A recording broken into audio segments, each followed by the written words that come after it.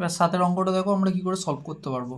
তাহলে প্রথমেই আমরা ধরে নেবো যে এখানে দেখো x to the power 1/a equal to y to the power 1/b equal to z to the power 1/c আছে। তাহলে এটাকে আমরা একটা নর্মাল নাম্বার হিসেবে ধরে নেবো, মানে কনস্ট্যান্ট টার্ম হিসেবে ধরে নেবো, কনস্ট্যান্ট টার্ম কে ধরে নিচ্ছি। ওকে, তাহলে প্রত্যেকটাকে সেপারেটলি আমরা কে এর সঙ্গে রিলেট করব। সরি, এটা এক্স হবে।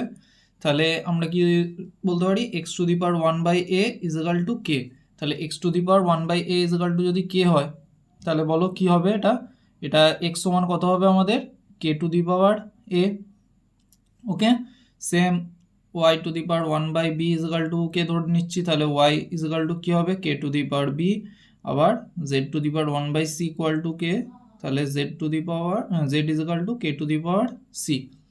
তাহলে এ বি সির ভ্যালুটা দেখো কি হয়ে গেছে, k to the power x y z ভ্যালুটা k to the power a, y এরটা k to the power b, আর জেড এরটা k to the power c. তাহলে এবার দেখো যেখানে আমাদের দিয়েছিল যে x y z equal to 1 সেটাকে লিখবো। তাহলে কি দিয়েছে, x y z equal to 1। এবার এক্স ওয়াই জেডের জায়গায় এদের ভ্যালুগুলো বসিয়ে দেবো। তাহলে এক্স এর value k to the power a into y এর value k to the power b into z এর value k to the power c. আর ওয়ানকে আমরা কি বলেছিলাম যে কোনো কিছু পাওয়ারে 0 আকারে লেখা যায়, তাহলে 1-এর জায়গায় আমরা লিখবো কে টু দি পাওয়ার 0। এবার দেখো এগুলো সব সেম টার্ম আছে, তাহলে সেম টার্ম যদি ইনটু ফর্মেতে থাকে তাহলে আমাদের সূচকের ক্ষেত্রে কি হয়ে যায়, সূচকের ক্ষেত্রে আমরা সেটাকে পাওয়ারের যোগ হিসেবে লিখতে পারি। তাহলে k to the power a plus b plus c হয়ে গেল এদিকে, এদিকে কে টু দি পাওয়ার 0। এবার দুটোকে যদি আমরা কম্পেয়ার করি তাহলে কি হয়ে যাবে, এখানে কে এখানে এ কে, এখানে পাওয়ার আছে a plus b plus c আর এখানে পাওয়ার 0। তাহলে আমরা এখান থেকে বলতে পারছি a plus b plus c equal to 0। এটাই আমাদের দেখো প্রুভ করতে দিয়েছিল যে a plus b plus c equal to 0 হবে। তাহলে এটা আমাদের প্রমাণিত হয়ে গেল। ওকে, এবার এই অঙ্কটা দেখো, এই অঙ্কটা অনেকটা আগের অঙ্কটার মতোই আছে। ওকে, যেমন আগেরটাই করেছিলাম সেম এটাতেও তাই করব। A to the power x equal to b to the power y equal to c to the power z, এটা সমান একটা কনস্ট্যান্ট টার্ম কে ধরে নিচ্ছি। ওকে, তাহলে separately a to the power x equal to k, তাহলে a equal to কী হবে, k to the power 1/x। Same বলো b to the power y equal to k, তাহলে বি সমান কী হবে, k to the power 1/y।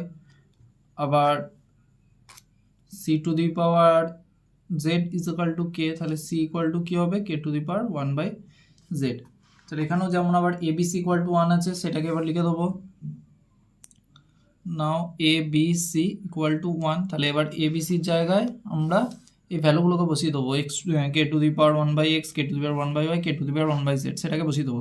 K to the power 1/x into k to the power 1/y into k to the power 1/z equal to কত, same 1 থাকলে কারুর পাওয়ারে 0 আকার আমরা লিখতে পারি, তাহলে এটাকে কে টু দি পাওয়ার 0 আকার আমরা লিখে দিচ্ছি।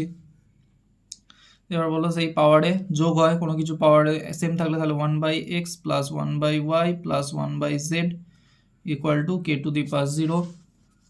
তাহলে কী হবে এখানটায়, বা কে এবার এখানটা যদি করি কি হচ্ছে নিচে বলো এক্স ওয়াই জেড, যদি যোগটাকে করি এখানে কি হবে ওয়াই জেড, এখানে হবে এক্স জেড আর এখানে হবে এক্স ওয়াই। তাহলে এটাও সমান কে টু দি পাওয়ার 0। এটা আমরা কোনো কিছুই না, এটা একদম নর্মাল যেটা ভগ্নাংশের যোগ সেটাকে করেছি। ওকে, আশা করছি তোমরা সবাই বুঝতে পেরেছো। তাহলে এখানে দেখো কে কে এদের পাওয়ারে ওগুলো চলে আসছে, তাহলে আমাদের এইটার ভ্যালুটা হচ্ছে 0। ওকে, তাহলে y z plus x z plus x y by x y z equal to হচ্ছে আমাদের 0। ওকে, তাহলে এবার আমরা কি করতে পারি বলো, আমাদের এটা এদিকে চলে যাচ্ছে, তাহলে এদিকে গেলে এখানে y z plus x z plus x y equal to 0, এটাই হয়ে যাচ্ছে আমাদের আনসার। ওকে, এটাই হয়ে গেল প্রুভড।